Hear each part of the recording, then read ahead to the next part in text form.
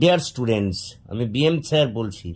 দেখো, প্রত্যেক দিনের মতোই আজও একটি গুরুত্বপূর্ণ বিষয় নিয়ে তোমাদের সামনে হাজির হয়েছি।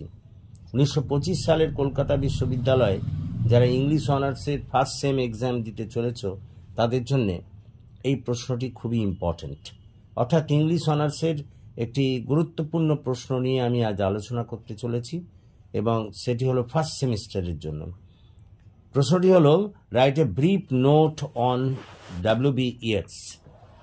দেখো, এই ডাব্লিউবি ইয়েটসের ওপরে এবারে একটি টিকা তোমাদের লিখতে দিতে পারে।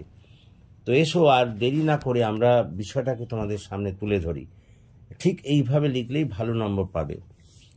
William Butler Yeats is regarded as one of the best romantic and patriotic poet. William Butler ইয়েটসকে একজন বিখ্যাত রোমান্টিক কবি এবং দেশাত্মবোধক কবি হিসেবেই গণ্য করা হয়। Not only that, he is also considered as one of the most important figure in 20th century literature. কেবলমাত্র তাই নয়, বিংশ শতাব্দীর ইংরেজি সাহিত্যে তাকে একটি গুরুত্বপূর্ণ ব্যক্তিত্ব বলে মনে করা হয়। In reality, he appeared in the literary field as a romantic poet. প্রকৃতপক্ষে তিনি সাহিত্যক্ষেত্রে রোম্যান্টিক কবি হিসেবেই আবির্ভূত হয়েছিলেন, but he later developed more modernist. কিন্তু পরবর্তীকালে তিনি আধুনিক কবিতে পরিণত হলেন। His poetry is characterized by its use of myth, symbolism and allusion.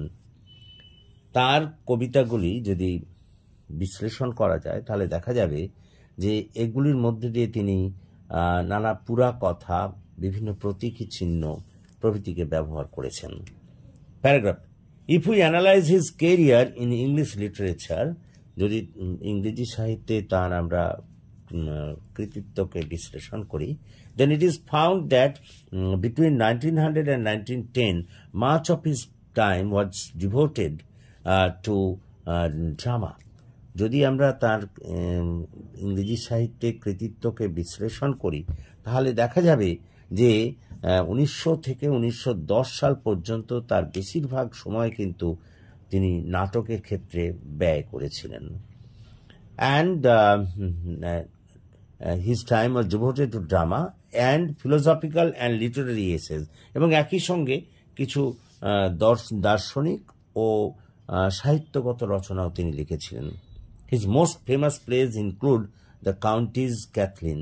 তার গুরুত্বপূর্ণ নাটকগুলির মধ্যে অন্যতম হল Countess Cathleen, the Land of Heart's Desire এবং ক্যাথলিন নি হাউলিসন। পরেরটা প্যারাগ্রাফ করে, Yeats poet has been praised by critics for its beauty, its power and its insights into the human condition. ইয়েটসের কবিতাগুলি সমালোচকদের দ্বারা প্রশংসিত হয়েছে এর সৌন্দর্যের জন্য এবং মানুষের যে বিভিন্ন অবস্থা তার অন্তর্বিশ্লেষণের জন্য। However, he has been criticized for his elitism and his use of obscure symbols. কিন্তু কোথাও কোথাও তিনি সমালোচিত হয়েছেন ওই যারা প্রভাবশালী বা এলিট ক্লাস তাদের পক্ষ নেয়ার জন্যে, এবং কোনো কোনো ক্ষেত্রে তিনি যেসব প্রতীক চিহ্ন ব্যবহার করেছেন তার জন্য তিনি সমালোচিত হয়েছেন। One of its most famous poem is Second Coming. তার কবিতার মধ্যে একটি বিখ্যাত কবিতা হলো Second Coming, which was written in the aftermath of World War first. প্রথম বিশ্বযুদ্ধের সমকালীন সময়ে যেটি লেখা হয়েছিল। The poem is full of symbols. এর মধ্যে অনেক প্রতীক চিহ্ন তিনি ব্যবহার করেছেন, including the gyre, the falcon and the sphinx, যার মধ্যে জায়ার আছে, ঈগল পাখি আছে এবং একটি স্ফিংস বা যাকে আমরা বলি যার মাথাটা মানুষের মতো কিন্তু বডি অর্থাৎ দেহটা হলো সিংহের মতো, সেই স্ফিংসও আছে। Another famous poem is sailing to Byzantium, এবং তার আর একটা বিখ্যাত কবি হলো sailing to Byzantium. This poem is about the poet's journey.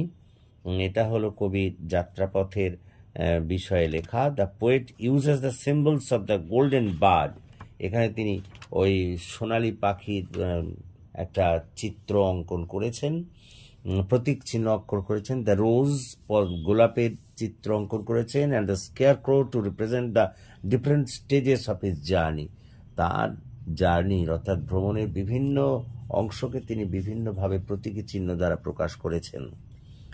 Paragraph. Its mystical and philosophical studies and excursions into spiritualism, much of his poetry devoted to the expounding of his theories. ইয়েটসের যে সমস্ত রহস্যময় এবং দার্শনিক বিষয়ে যেসব অভিযান, সেগুলোকে যদি দেখি তাহলে দেখা যাবে সেগুলো আধ্যাত্মিকতার পথে তাকে নিয়ে গিয়েছে। Much of his poetry devoted to expounding of his theories, বেশিরভাগ ক্ষেত্রে তিনি তার তত্ত্বকে বিশ্লেষণের জন্য এই কবিতাগুলি লিখেছেন।